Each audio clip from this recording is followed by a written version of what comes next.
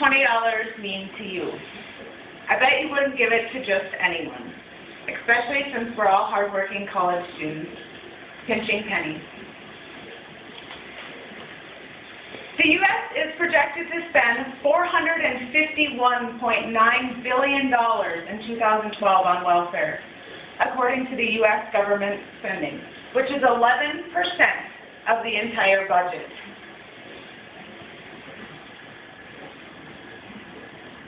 People receiving our hard-earned money as government welfare should be subject to a drug test in order to receive these benefits.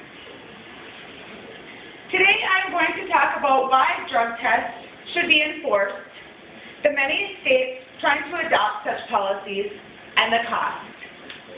In an article published by the National Center of Biotechnology and the U.S. Library of Medicine, it states drug use is 50% more common in households with welfare recipients than in non-welfare households.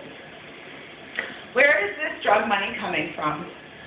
Nobody, including the government, really knows what this free money is being used for. There is no checks and balances in the system. I am sure many of you have been required to take a drug test when applying for a job. It seems like common practice nowadays. So why shouldn't the people taking your hard-earned money from you have to too? Iowa Representative Richard Arnold states in an interview quoted in Drug War Chronicles, "The working man, we're all subject to drug testing. If they are going to take a hard-earned person's money and give it to someone on welfare, I think they ought to be tested the same way." Other representatives were quoted in the same Drug War Chronicles. Georgia Representative Doug McKillop states, "If a job applicant has to take a random drug test, it only seems fair that a welfare recipient should too." Another Georgia State Representative, Ron Stevens, was quoted saying, "If my employees fail a drug test, they will be fired. It's making those recipients subject to the same requirements and regulations as those getting up and working for a living." So why do members of the government back this idea, but still not a whole lot is being done about it? Last year, 39 states attempted to pass laws allowing for drug testing of welfare recipients. Of those 39 states, only 4 currently have policies in place. Those states are Arizona, Indiana, Missouri, and most recently, Florida. The reason why more states have not adopted such policies is that the court system has ruled against them in the past, saying that it is a violation of the Fourth Amendment, which guards against unreasonable search and seizures. I don't find this to be unreasonable.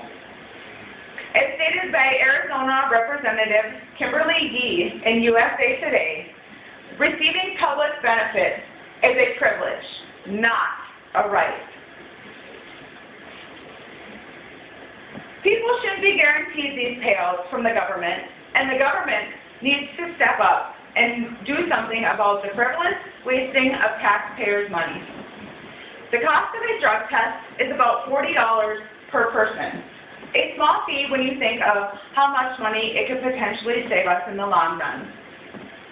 The New York Times states Florida requires applicants to pay for their own drug tests and will reimburse for those who pass, in an article printed on October 10, 2011.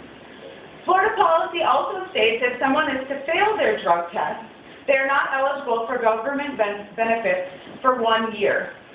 If they successfully complete a drug rehab program, they will be eligible in 6 months. Many of these states with such policies have shown very small numbers of people who test positive for drugs. But this is not saying the policy is not working. These states have also seen a decrease in the number of applicants applying for the money. Most likely that the people doing drugs are no longer applying due to the policy, and/or people have stopped doing the drugs so that they can get their money. People receiving benefits from the government should be subject to a drug test in order to receive these benefits. Today, I have talked to you about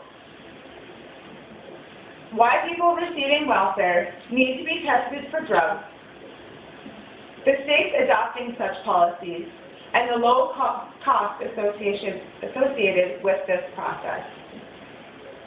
If someone on the street asked you for money to buy drugs, would you give it to them? My guess is no. And why should our government be giving it to them? Please tell your local representative how you feel and let them know that it is not okay to have your hard-earned money going towards somebody getting high. Your local representative numbers and addresses can be found on your state's website. Thank you.